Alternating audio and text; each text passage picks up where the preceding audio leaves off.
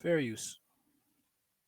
Dark secrets of what really happened to the Titanic in 1912 are set to remain hidden for generations to come, following the media circus surrounding the Titan submersible's ill-fated journey to investigate the famous Titanic wreckage. Authorities confirmed on Friday that they found a debris field near the wreckage, which they claim means the submersible suffered a catastrophic implosion, killing all 5 people on board.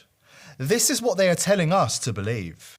The search for a missing submersible in the North Atlantic Ocean has ended in the worst-case scenario. The U.S. Coast Guard said last hour that search vehicles found debris from the Titan on the ocean floor near the wreck of the Titanic, and the 5 people that were on board are presumed dead. This morning, an ROV, or remote-operated vehicle, from the vessel Horizon Arctic discovered the tail cone of the Titan submersible approximately 1,600 feet from the bow of the Titanic on the seafloor. But according to those in the know, this wasn't an implosion at all, but an explosion, and the whole episode was carefully planned to generate maximum media attention and capture the attention of the world. Before we dive in, what really happened to the supposedly unsinkable Titanic? To explain what the media circus was about in 2023, we need to explain what really happened in 1912.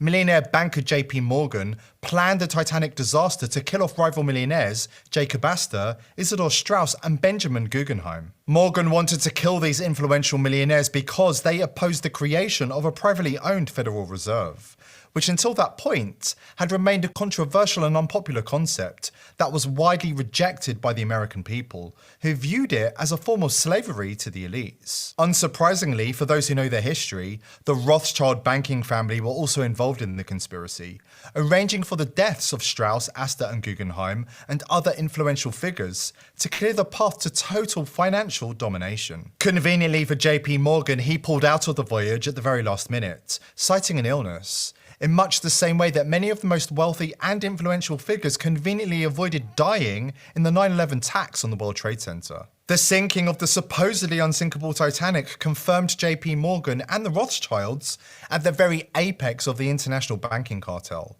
where they remain to this day, operating from the shadows and profiting off the slavery of the masses, who think living under a central banking system is a normal state of affairs. So how did the Titanic really sink? After this quick break, we'll explain what really happened in 1912, but all they did is ensure that you click the link below this video to secure your wealth now and get.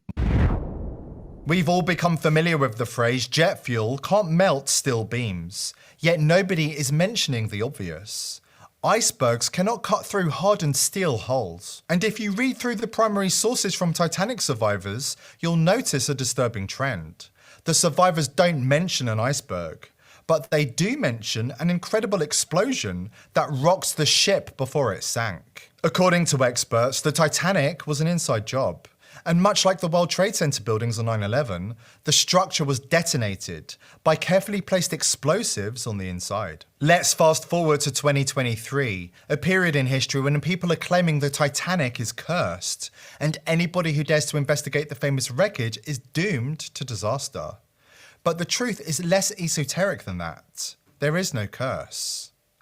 The simple fact is, the globalist banking elite are desperate to keep the Titanic crime scene off limits forever. Because if we, the people, finally understand what happened to the Titanic in 1912 and the role it played in the creation of the Federal Reserve, we would rise up and overthrow the tyrants who are enslaving us. This is where the 2023 submersible inside job comes in. Unfortunately for the Morgans and Rothschilds and other international bankers who are profiting off the central banking system, the Titanic crime scene currently lies in international waters. This means unregulated salvage operations can proceed on the Titanic. The elite are terrified that we'll find out that the hull buckling in by an iceberg was actually buckling out by an explosive. This fact can't be hidden forever, and the media is starting to tease limited disclosures to the public. To close this loophole, and to keep the crime scene undercover, the globalists are clamping down on visitation so that no unauthorized persons can explore the Titanic wreckage without a permit. So the fact that Stockton Rush and Oceangate was able to offer trips to the Titanic wreckage at all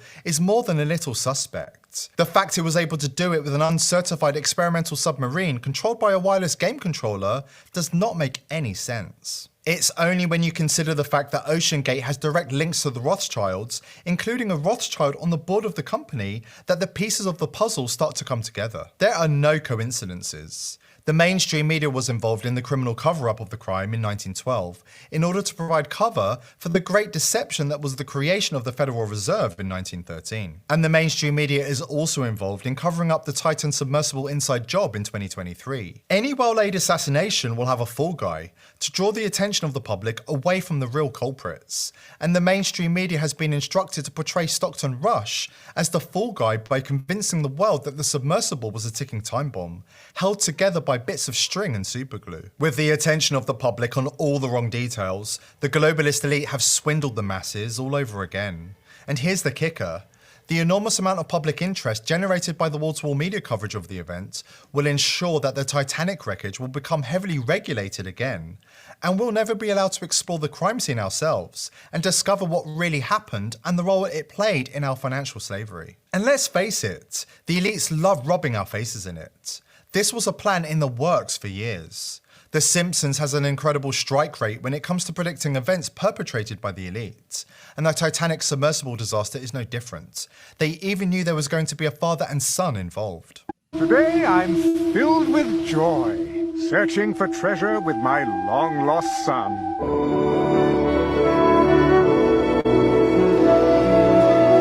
Mama, look! The treasure of Piso Mojado!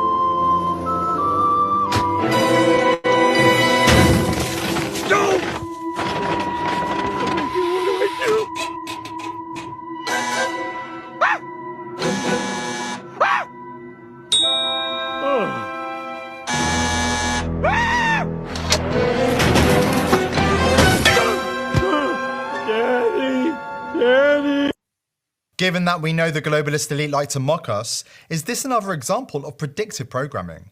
Considering the astronomical odds of life imitating art in this way, and given the fact that we know the global elite like to mock us, an expression immediately comes to mind. Revelation of the method. Originating from ancient Rosicrucian texts, this concept refers to the process of exposing people to dark realities, often in a veiled and underhanded manner, to gain implied acceptance from the masses. Once these hidden truths are quietly and deceitfully revealed to the public, and met with general apathy and indifference, they become normalized and embedded in society's collective unconscious. Take, for example, the huge number of references to 9/11 in films, TV shows, and video games, years before the attacks actually happened. It's not just The Simpsons. Countless Hollywood films have worked references to future events into their productions. Check out Back to the Future for an example if you are interested in learning more. Some occultists compare this normalization process to the alchemical great work, where the world is transmuted according to the will of the occult elite. In his book Secret Societies and Psychological Warfare, Michael Hoffman explained why the elite like to rub our faces in it. The alchemical principle of the revelation of the method has as its chief component a clown-like grinning mockery of the victims as a show of power and macabre arrogance. When this is performed in a veiled manner accompanied by certain occult signs and symbolic words and elicits no meaningful response of opposition or resistance from the targets, it is one of the most efficacious techniques of psychological warfare and mind rape. Since the advent of mass media, the revelation of the method has become increasingly obvious. While in the past the elite operated in complete secrecy, it now seeks to operate in plain sight. Earlier this year, the East Palestine train derailment and subsequent cover-up fitted perfectly into the revelation of the method concept. And now we're expected to believe that train derailments are normal. The Titanic submersible disaster is another perfect example of the concept. We are now expected to accept that the Titanic crime scene is a no-go zone that must be left well alone. The original gangsters who blew up the Titanic and who are still profiting from the crime in the form of the Federal Reserve are still covering up the scene of one of the greatest crimes against humanity in history. Here are the people's... Wow. Wow. That's all I gotta say is wow. Whew. Crazy. Check the sources for yourself, man. I was shocked when I saw Rothschild is one of the board members for the OceanGate company. Wow.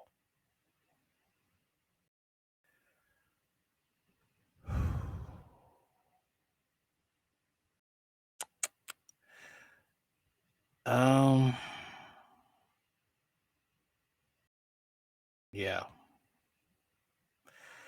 So I don't know what I'll be doing with this one, but later.